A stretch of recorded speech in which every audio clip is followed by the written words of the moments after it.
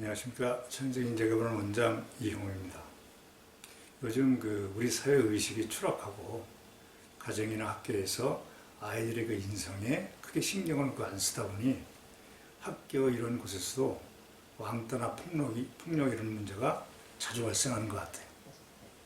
그런데 이런 문제는 가해자 학생들을 격리하고 처벌한다고 해서 근본적인 문제가 해결되지 않습니다. 왜냐하면 사회환경 변화에 따라서 다양한 문제가 떠오르기 때문에 그런 피해를 당할 수 있는 아이들이 스스로 자아의식을 가지고 자기 자신을 보호할 수 있는 능력을 키우지 않으면 계속 반복된다는 거죠.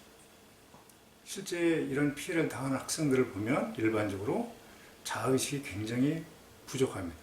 자기가 굉장히 중요한 가치를 가진 그런 존재, 즉 자존감이나 주인의식이 굉장히 떨어지면서 주변의 평가에 연연하고 남들의 의견에 동정을 구하는 그런 경우가 많습니다.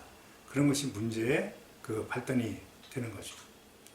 그런데 이렇게 자기 자신의 주인이 되지 못하면 설사 학교를 다니는 동안에 왕따나 폭력 이런 큰 문제가 없다 하더라도 사회에 나와서 똑같이 자신감 없는 그런 삶을 가기 마련입니다.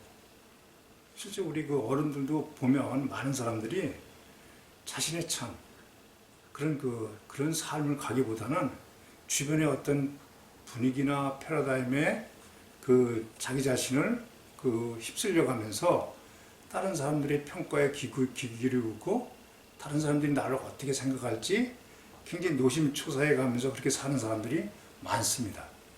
안타까운 거죠. 인간으로서 다들 나름대로 가치를 가지고 태어났는데 내 삶이 아닌 다른 사람의 삶을 가는 겁니다.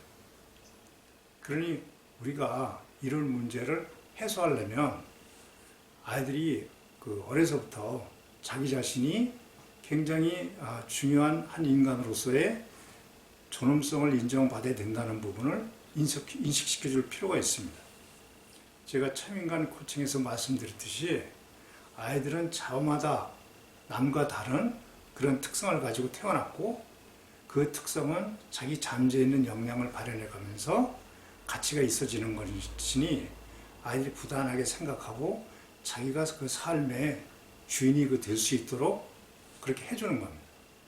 그러니까 주변하고 아이를 비교하거나 그 아이들의 어떤 내재적인 가치보다는 어떤 외면의 어떤 가치를 중시해서 아이들을 몰아가면 아이들이 스스로 자기 삶의 주인이 되는 그런 능력을 제대로 키울 수 없으니 부모들께서는 아이들의 자아를 자꾸만 스스로 확립해 나가도록 그런 환경을 만들어주는 것이 좋습니다.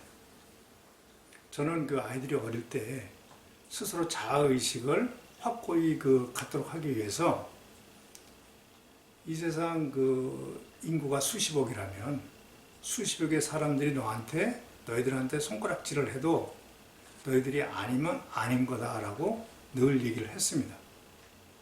아이들이 성장해 가면서 당당하게 자기 삶을 가는 거죠.